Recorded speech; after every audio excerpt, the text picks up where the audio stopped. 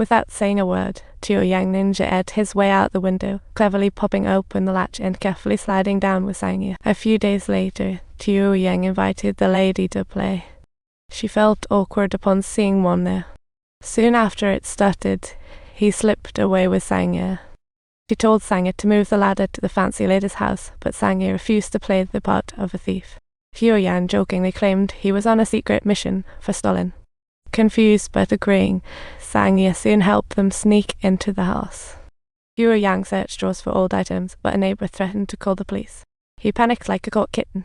With no choice, he gave up the near-gotten item and ran downstairs with Sangye as Mom exited the theater. Subtitles. Chiu Yang found a car to pick his mother up from the theater.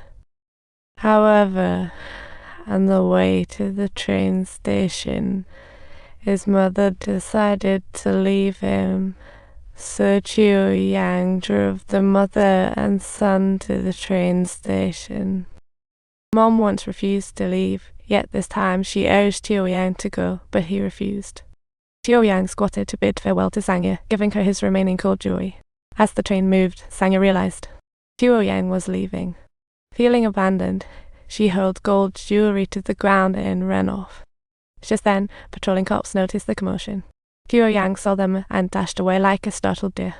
The cops took off after him like they were in an action movie. Chiu Yang turned, shouted apologies to the police, but was caught immediately. Seeing this, Mom gave up leaving. At the police station, Mom pleaded for Chiu Yang, but the cops had no idea about his past. They hinted that cash would solve anything, and Mom rushed out asking Sangye if she had any gold jewelry only. They had to run back and search all night near the tracks, finally finding the life-saving gold, then returned to the station. The police had already been paid off, and the new officers were tough on crime. Chiu Yang's luck seemed to run out. He was sentenced to 7 years for assaulting an officer. On the day of the transfer to prison, Mom brought Sangye to say their final goodbye. "Oh dear, kiddo, if you hadn't run, think He'd still be with us?" Sangye felt a pang of guilt. She realized Mom had a point. Soon after, prisoners were sent off one by one, relatives desperately trying to pass along their last messages of love. "Brother, bro, smell the bloss." Yes, indeed. Achieved comforting success. Nephew, who are you looking for? A doll? Little bro, pull. Pull once more. Minutes later, Chiu Yang emerged. Mom yelled his name, watching him being escorted to the van. Suddenly, Sangye pushed through the crowd and ran towards it. It was then she called him Dad for the first time. In her heart, Chiu Yang had become her father. He may not have been perfect, but he brought her warmth. Sangye didn't wish for her to leave. Once Chiu Yang had departed. Mom was hospitalized, pregnant with Chiu Yang's baby, miscarried from grief, died, and was buried in the wilderness. Amidst the sea of snow, Sangye stood by her mother's grave, using her tiny frame to gather scrap metal, making a little fence for her mom's resting place. That way she could protect her mom. From then on, she had no family left, save for her mom's watch and Chiu Yang's pistol. These became her only memories. She grew up in an orphanage, roaming the railway with her friends, collecting scrap to sell. One day she heard a familiar tune. Following the sound, she found a little tavern where someone was singing. To her utter astonishment, upon a closer look, it turned out to be Chiu Yang. However, he had completely forgotten her, and suddenly he felt an intense chill all over his body. The father figure before her was flirting with a woman, treating Sangye and her mother like a casual hobby. The female tavern owner believed Chiu Yang to be her legitimate child and felt a twinge of jealousy.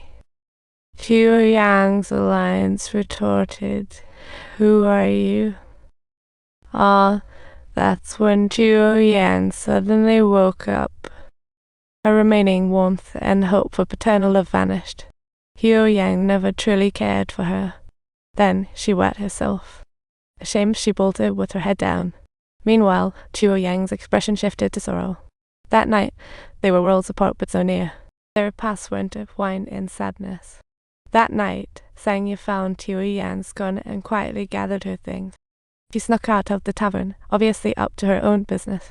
Sanya secretly followed her to the train, and at the moment the train began to move, Tio Yang, Sanya raised the gun and pulled the trigger, killing the father she wished he could have been and shattering her fantasy of fatherly love. Years later, Sanya became an officer, and today she scored a victory. She marched into the station, only to be stopped by a feeble old man who looked all too. She ignored him at first, but his voice rang a bell. The next moment, she rushed to help the old man up, revealing a tattoo under his shirt. Spotting a tattoo overhead on his chest, she tightly embraced him in excitement until she realized the old man had stopped breathing.